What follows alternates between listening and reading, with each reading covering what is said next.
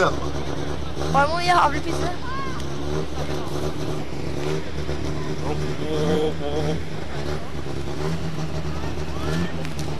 Her er det 4. Her tok alle 4.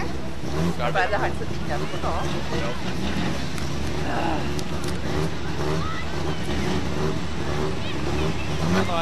Da gjør vi det tredje forsøket på forrige gang. B-finalen.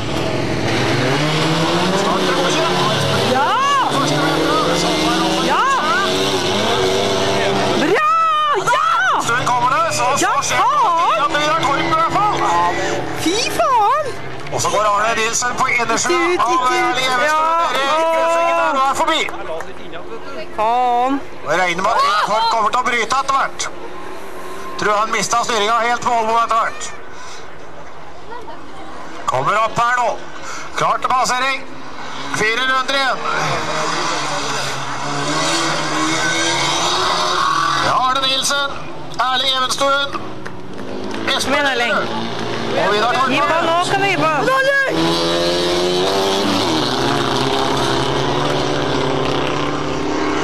Og Arne Nilsen, han reiser ifra de andre.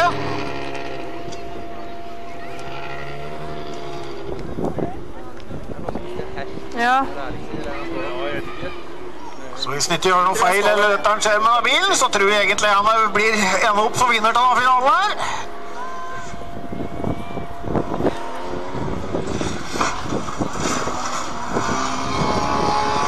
Mens Erling Evenstuen nesten videre, nå var det en fight på dag. Arne Nilsen passerer, 3 runder igjen. Kommer Evenstuen nå videre.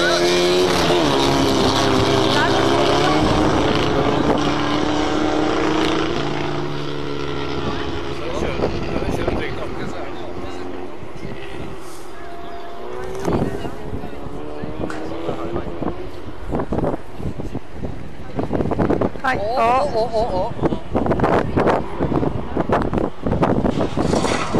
Opp her da, passering, 2 runder igjen nå, Arne Nilsen.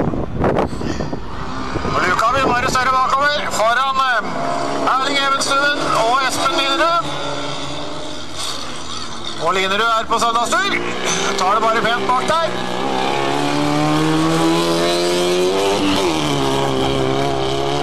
Og regner med at Espen Linerud bryter og kjører i parkfarmer.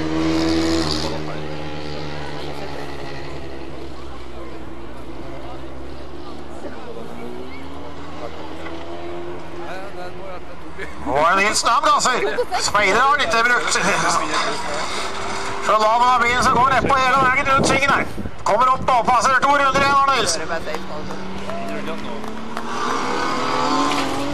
Foran Erling Evenstuen, og da er det at Vera sitt 2.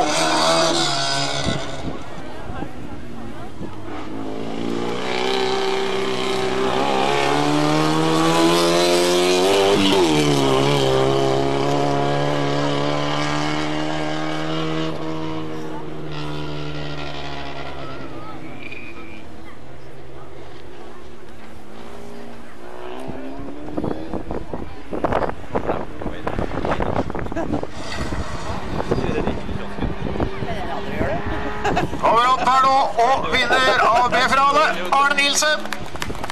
Foran Erling Evenstuen, så må vi tømme inn bilen til Vidar Torp, før junior trening skal kjøre runde til.